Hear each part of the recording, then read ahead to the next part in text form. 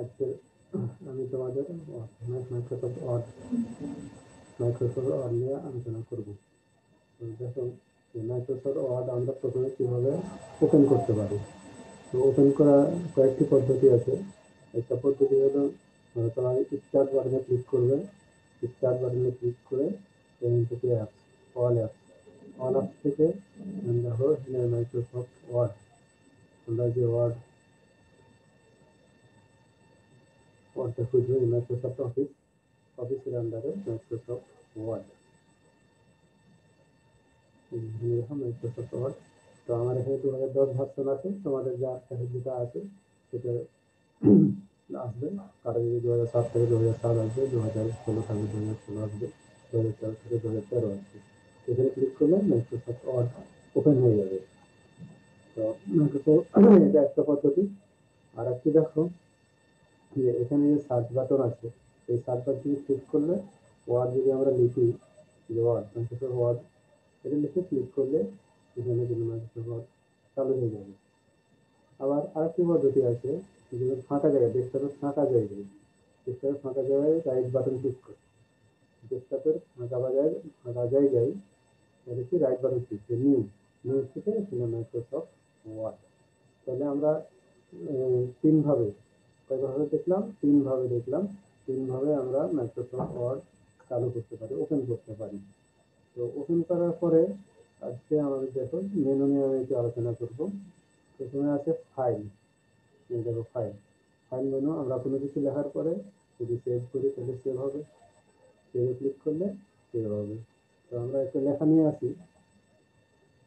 দেখো আমি এই লেখাটা কপি করছি, এখান থেকে কপি করলাম। কপি করে এখানে পেস্ট করলাম। এখন কপি কিভাবে হলো, তাহলে কপি করার অপশন হলো কি, যে সিলেক্ট করবে, এখানে ধরে সিলেক্ট করবে যে এই যে শেষ মাথায় প্রথমে রাইট মানে কার্সারটা রেখে চেপে ধরবে, চেপে ধরে সিলেক্ট করে এই যে এখানে।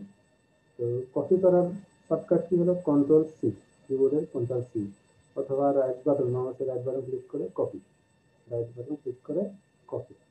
এখান থেকে চলে আসে আমাদের ওয়ার্ডে এসে শর্টকাট কি হলো কন্ট্রোল ভি, অথবা তোমার রাইট বাটন ক্লিক করে কন্ট্রোল ভি, অথবা এখানে এসে যে পেস্ট আছে এখানে এসে পেস্ট করে দিলে পেস্ট হয়ে যাবে। তো খেয়াল করো, তাহলে আমাদের প্রথমে ফাইল থেকে আমরা সেভ, প্রথমে কি হলো সেভ করলে সেভ হয়ে যাবে। এখন এটা সেভ তোমার যেখানে লোকেশন দেখানো ছিল সেখানে কিন্তু সেভ হবে। আচ্ছা, আর তারপরে আছে সেভ অ্যাজ। এই সেভ অ্যাজ আমরা যদি এই ফাইলটাকে অন্য কোনো নামে সেভ করতে চাই তাহলে সেভ অ্যাজ করতে হবে। তো যেখানে দরকার সেখানে আমরা সেভ অ্যাজ করবো। যে ডেস্কটপে রাখছি এখানে ফাইলের একটা নেম লাগবে, যে কোনো নেম লিখে দিলাম, তোমার ইচ্ছা মতো নাম লিখবা। তাহলে আমি একটা নাম দিলাম কি, মাই ফার্স্ট ডকুমেন্ট, ঠিক আছে। তাহলে সেভ করলে সেভ হয়ে যাবে। তাহলে সেভ এবং সেভ এর মধ্যে পার্থক্য কি বোঝা গেল? সেভ হলে কি, যে একটা ফাইলকে সেভ করে, সেভটা কোথায় হবে, যে লোকেশনে সেভ মানে দেখানো আছে সেই লোকেশনে সেভ হয়ে যাবে। আর যদি সেভ অ্যাজ করি তাহলে আমার ওই ফাইলটা, পুরো ফাইলটাই আবার নতুন করে অন্য কোনো জায়গায় সেভ হবে, যেটা আগের কপি ঠিক থাকবে, আগের কপি কিন্তু কোনো পরিবর্তন হবে না। আচ্ছা, তাহলে সেভ এবং সেভ অ্যাজ এর কাজ হয়ে গেল। এবার আছে ওপেন। তাহলে ওপেন হলো কি, আমার একটা ডকুমেন্টকে ওপেন করা, এখান থেকে আমাদের কোনো একটা ডকুমেন্টকে কি করা, ওপেন করা। তাহলে দেখো, যে আমি যদি একটা ডকুমেন্ট ওপেন করতে যাই তাহলে এখান থেকে আমাদের যেখানে ডকুমেন্ট আছে সেই ডকুমেন্ট, মনে করো যে এইটা, এই একটা ডকুমেন্ট আমি ওপেন করলাম, তাহলে এই একটা ডকুমেন্ট ওপেন করে দিলাম। খেয়াল করো এখানে আমার ফন্টগুলো সাপোর্ট করছে না, এই জন্য এই অবস্থা আছে। ফন্ট দিয়ে দিলে ফন্ট চলে আসবে, লেখাগুলো চলে আসবে। তো যা হবে, তাহলে ওপেনের কাজ থেকে ক্লিয়ার। তাহলে আমরা যে কোনো ফাইল ওপেন করতে পারবো। ক্লোজ যদি আমরা করি তাহলে এই ফাইল প্রোগ্রাম থেকে আমরা বের হয়ে যাব। আবার নিউ, দেখো নিউ, এখান থেকে কোনো নতুন একটা ফাইল যদি দরকার হয় তাহলে আমরা নিউ, ব্ল্যাঙ্ক ডকুমেন্ট, অথবা তোমার এখানে বিভিন্ন রকম টেমপ্লেট দেওয়া আছে, যেখানে একটা ক্লিক করলে এই যে আমি করি করে কি করে এই যে ক্রিয়েট করে নতুন একটা ফাইল তা আমার ক্রিয়েট হয়ে যাবে। তারপরে আছে কি প্রিন্ট।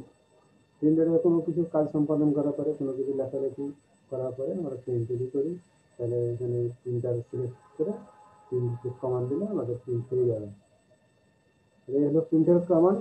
আর বাকি কমান্ডগুলো তোমাদের দরকার নেই, প্রয়োজন হলে তখন আমি আবার বলবো। তাহলে এবার আসছে হোমে। এখন হোম ট্যাবে কি কি আছে দেখো। তো হোমে এখানে অনেক কিছু আছে। তার মধ্যে আমরা প্রথমে কপির কাজ দেখতেছি, যে এটাকে সিলেক্ট করে যে এই লেখাটাকে বা যেটুকু তোমার দরকার সেটুকে সিলেক্ট করে তুমি কি করবা, কপিতে ক্লিক করো। কপিতে ক্লিক করে যেখানে দরকার এখানে এসে কি করবা, পেস্ট করবা। এই যে পেস্ট, তাহলে আবার পেস্ট হয়ে গেল। যতবার দরকার চলে আসবে। আচ্ছা, কপি। তারপরে আরেকটা আছে কাট। এই যে কাট, কাটে যদি ক্লিক করি এটা কিন্তু কাট হয়ে যাবে। কিন্তু কাট হয়ে গেলে আবার যদি আমরা কপি করি আবার কিন্তু লেখাটা চলে আসবে। তাহলে কাটের কাজ হলো কি করা, মুভ করা। যেকোনো একটা ডকুমেন্ট মানে লেখাকে আরেক জায়গায় কি করা, মুভ করা। তাহলে এইটা হলো আমাদের কাটের কাজ। আর পেস্ট বুঝতে পারছি যে কপি বা কাট যেটাই করি না কেন এখানে পেস্ট ক্লিক করলে পেস্ট হয়ে যাবে। তারপর এখানে আছে দেখো ফন্ট। এখানে আছে কি ফন্ট। এই ফন্টে যদি আমরা ক্লিক করি তাহলে আমাদের দরকার এটা কি কোন ফন্ট আছে, ড্রপিং। তাহলে আমাদের ইচ্ছা মতো আমরা এখানে ফন্ট চেঞ্জ করতে পারবো। ফন্ট এগুলো সব ফন্টের নাম আছে, তোমার যেরকম দরকার পছন্দের মতো তুমি ফন্ট করতে পারবা, চেঞ্জ করতে পারবা। যেমন ক্যালিগ্রি, এখানে ফন্ট চেঞ্জ হয়ে যাবে, তোমার ইচ্ছা মতো কিন্তু ফন্ট চেঞ্জ করতে পারবা। তারপর এর সাইজ, লেখাকে ছোট বা বড় করার জন্য সাইজের দরকার। এই লেখা কত সাইজ আছে দেখো, 10.5 আছে। আমি লেখাটাকে যদি মনে করি যে আমি 26 করবো, 26 করতে পারি। মানে যত তোমার দরকার তাহলে আমি ওটা করতে পারি।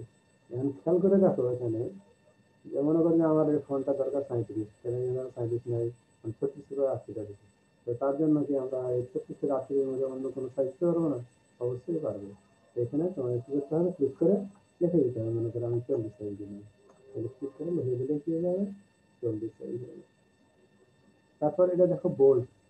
এই লেখাটা যদি আমরা একটু বোল্ড করতে চাই তাহলে বোল্ডে সিলেক্ট করে বোল্ডে ক্লিক করতে হবে, তাহলে বোল্ড হলো।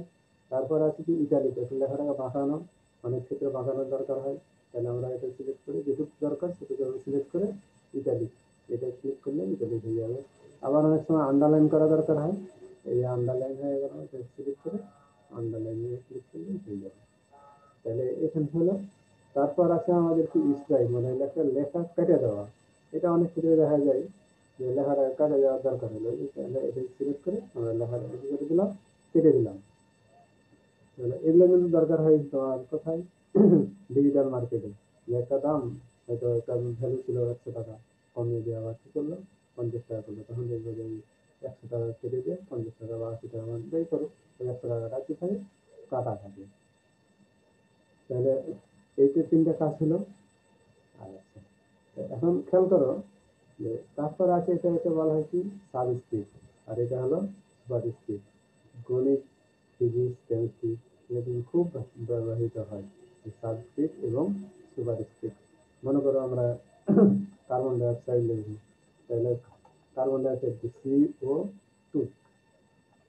CO2, তাহলে টুটা আমরা কিভাবে লিখবো, হ্যাঁ টুটা এভাবে যদি লিখি পাশাপাশি হয়ে যাবে। তাহলে আমাদের দরকার কি সাবস্ক্রিপ্ট, তাহলে ক্লিক করে সাবস্ক্রিপ্ট হলো। তারপর আমাদের দরকার হলো মনে করো এ স্কোয়ার, তাহলে এই যে সুপারস্ক্রিপ্ট স্কোয়ার, এই স্কোয়ারে আবার ক্লিক করো, তাহলে তাহলে এই স্কোয়ার, তাহলে সাবস্ক্রিপ্ট এবং সুপারস্ক্রিপ্ট এটা ব্যবহার ক্লিয়ার। আর তারপরে আছে এটা ডিক্রিজ ইনক্রিজ, তোমার ফন্ট এক সাইজ করে কি হবে, ইনক্রিজ যেটুকু দরকার সেট করো, একটু করে এক সাইজ করে কি হবে, ইনক্রিজ হবে।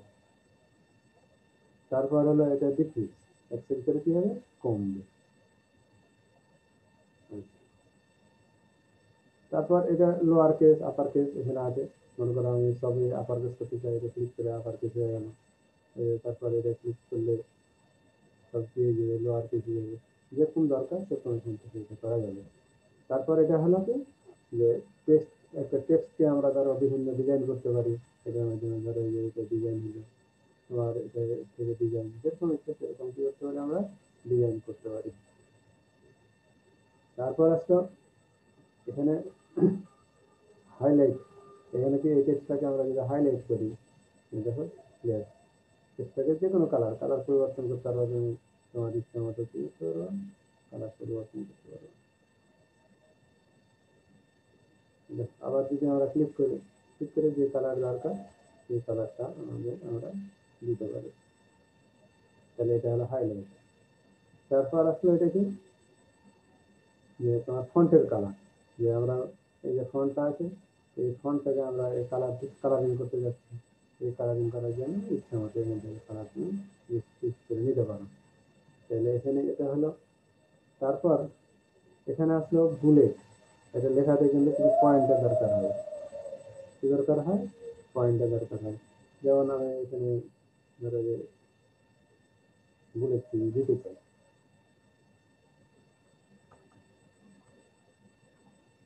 মনে করো যে আমি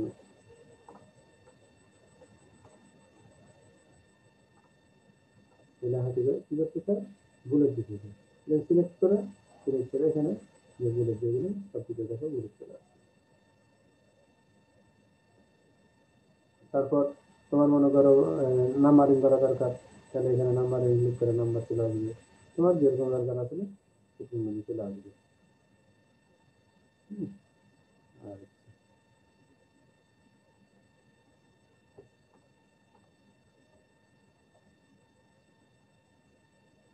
তাহলে এখানে এই ডিজাইনগুলো আছে। তারপরে এটা হলো কি অ্যালাইনমেন্ট, এটা হলো লেফট অ্যালাইনমেন্ট, এটা হলো মিডল অ্যালাইনমেন্ট, রাইট অ্যালাইনমেন্ট, এটা হলো জাস্টিফাই। তাহলে লেফট অ্যালাইনমেন্ট মানে কি বাম দিক থেকে লেখা থাকবে, এই যে লেফট অ্যালাইনমেন্ট এটা। তারপর এটা হলো মিডল অ্যালাইনমেন্ট, এটা হলো রাইট অ্যালাইনমেন্ট, এটা হলো ডান দিক থেকে হবে। তারপরে হলো জাস্টিফাই মানে সমানভাবে পুরো পেজে সমানভাবে থাকবে। তারপরে এটা আসলে আমার হলো কি যে এটা লেখার মাঝে যে গ্যাপ আমরা করতে চাই, যে প্রত্যেকটা লাইনে যে লাইন স্পেসিং, সেই লাইন স্পেসিং এটা ইচ্ছা মতো দিতে পারি আমরা, যেরকম ইচ্ছে সেরকম দিতে পারি। তাহলে এটা হলো কি লাইন।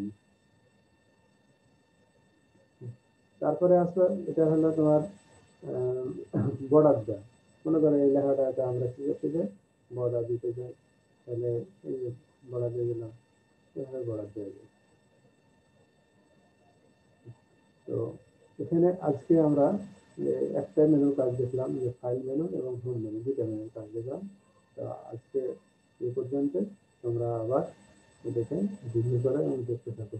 পরবর্তী ক্লাসে আমাদের যে আরো যে মেনু আছে তার মধ্যে আমাদের কাজ বেশি লাগে ইনসার্ট মেনু, তারপর কি পেজ পেজ লেআউট মেনু, এই দুটা কাজ বেশি লাগে। আশা করছি আগামীতে ইনশাআল্লাহ আবার জানবো, দেখাবো। তো ধন্যবাদ, আজকের মতো ভালো থাকো সবাই।